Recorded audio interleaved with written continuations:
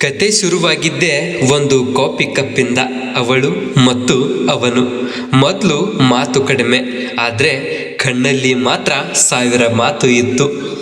ದಿನಗಳು ಉರುಳಿದವು. ಅರ್ಧರಾತ್ರಿ ಊಟ ಮಾಡಿದ್ದೆ ಅಂತ ಫೋನ್, ಕಾಲೇಜ್ ಕಾರಿಡಾರಲ್ಲಿ ಜೊತೆಗೆ ಓಡಾಡೋದು, ಬರ್ತ್ಡೇಗೆ ಕಣ್ಣಲ್ಲಿ ನೀರು ತರಿಸೋ ಸರ್ಪ್ರೈಸ್.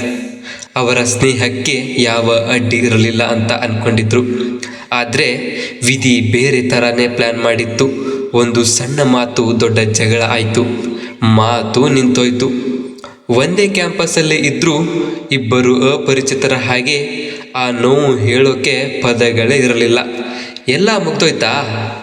ಇಲ್ಲ. ಒಂದು ದಿನ ಒಬ್ಬರು ಬಂದು ಸಾರಿ ಅಂದರು. ಆ ಒಂದೇ ಪದಕ್ಕೆ ವರ್ಷಗಳ ಸ್ನೇಹ ಮತ್ತೆ ಜೀವ ಪಡ್ಕೊಂಡಿತ್ತು. ಈ ಸಲ ಮುರಿದಿದ್ದಕ್ಕಿಂತ ಗಟ್ಟಿಯಾಗಿ. ಅಲ್ಲಿಂದ ಮುಂದೆ ಅವರ ಕಥೆನೇ ಬೇರೆಯಾಗಿತ್ತು.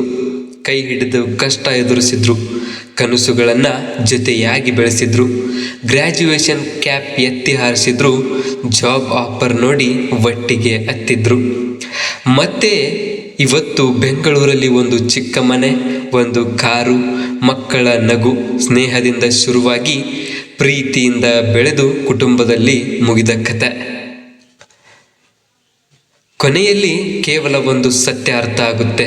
ನಿಜವಾದ ಬಾಂಧವ್ಯಕ್ಕೆ ಜಗಳ ಬರುತ್ತೆ, ದೂರ ಹೋಗುತ್ತೆ, ಆದರೆ ಕೊನೆಗೆ ಮತ್ತೆ ಒಂದಾಗೋ ಶಕ್ತಿ ಇದೆ. ಅದೇ ನಿಜವಾದ ಸ್ನೇಹ. ಧನ್ಯವಾದಗಳು.